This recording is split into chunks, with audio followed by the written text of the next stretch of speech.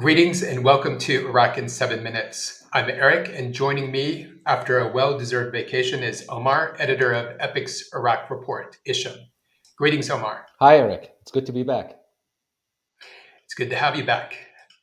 Today's episode is going to be a true test as we try to capture 2 weeks in 7 minutes.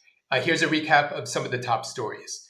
A wiretapping and extortion scandal has shaken Prime Minister Mohammed al-Sudani's office. This scheme reportedly went on for months and targeted some of Iraq's most prominent politicians.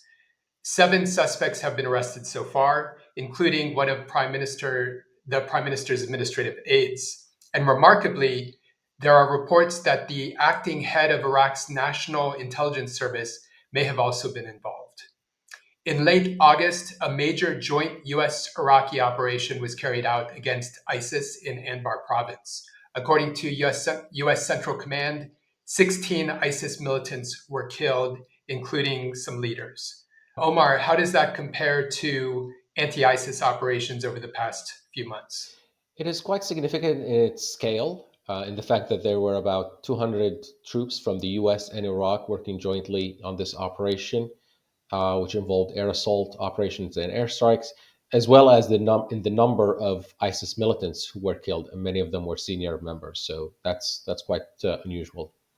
As we predicted in a previous episode, the Iraq-Turkish security agreement is drawing fire from Iran-backed militias in Iraq. Qais al-Khazali, leader of the militia Asayish al-Haq, told Turkey's envoy to Baghdad that he rejects the agreement, insisting that Turkish troops completely withdraw from Iraq. This week, in his first official trip abroad, Iran's new president, Masoud Pezeshkian, visited Iraq. Seeking to boost trade amid tightening Western sanctions, Iran signed 14 agreements with Iraq on trade, security, energy, education, and more.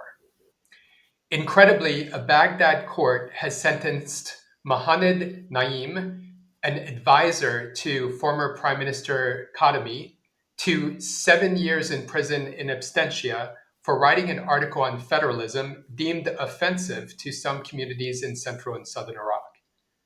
Sulaymaniyah's Asayish arrested and extradited Iranian opposition activist Behzad Khasrawi to Iran, despite claims that he was legally residing as a refugee registered with the UNHCR.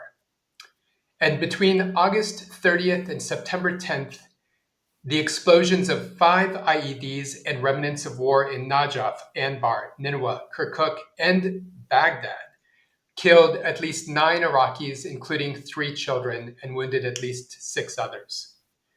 For analysis, we now turn to the latest developments in the $2.5 billion embezzlement case known as the heist of the century. The head of Iraq's Integrity Commission, Judge Haider Hanoun, has accused Iraq's judiciary of obstructing the investigation. Omar, this sounds extraordinary.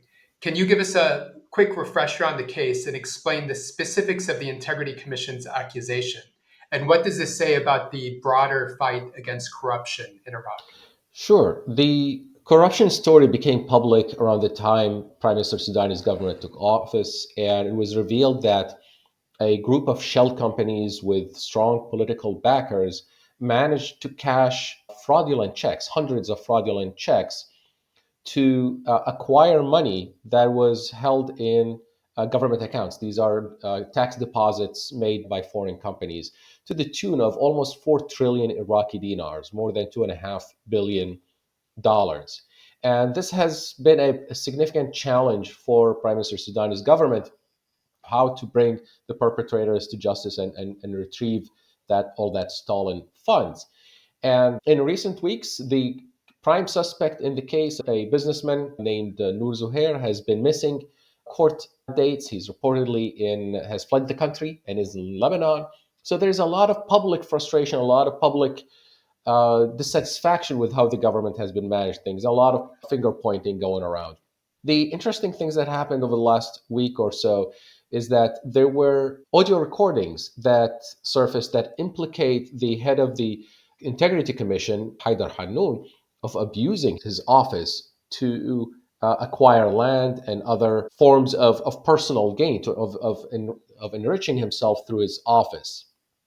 So he appeared in a press conference that was televised, very agitated, and he attempted to defend himself against these allegations, but also directed fire at the judiciary, specifically accusing the judge in charge of that major corruption case, the heist of the century, as many people refer to it, of obstructing his commission's investigations. Also made vague accusations that the judiciary was using its power to intimidate him, to undermine his commission.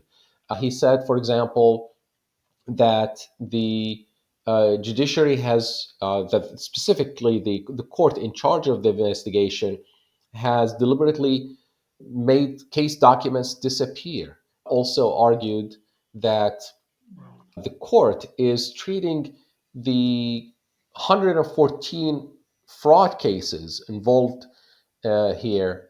Basically, there were 114 fraudulent checks that were cashed in the case of Nur Zuhair. He argued that the court is treating all of these checks as one corruption case, whereas the law requires that they are treated as 114 individual charges.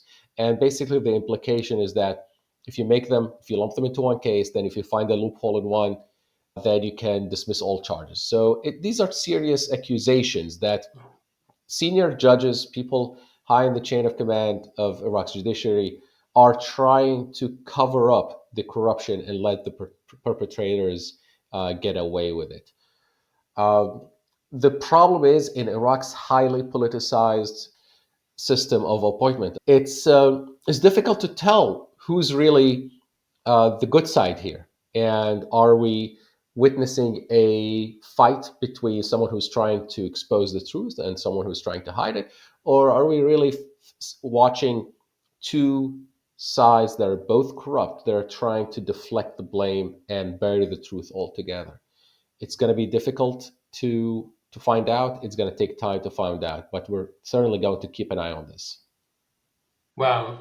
Yeah, I mean, it does sound like there's a problem in terms of the level of independence of the investigation and oversight through the Integrity Commission, given that there's accusations happening on both sides. So let's continue to follow this. It's an important case. That's it for today's Iraq in 7 minutes. For more news and analysis, of course, you can go to enablingpeace.org. If you value this content, please take a minute to like and subscribe to our channel. Until next time, masalama.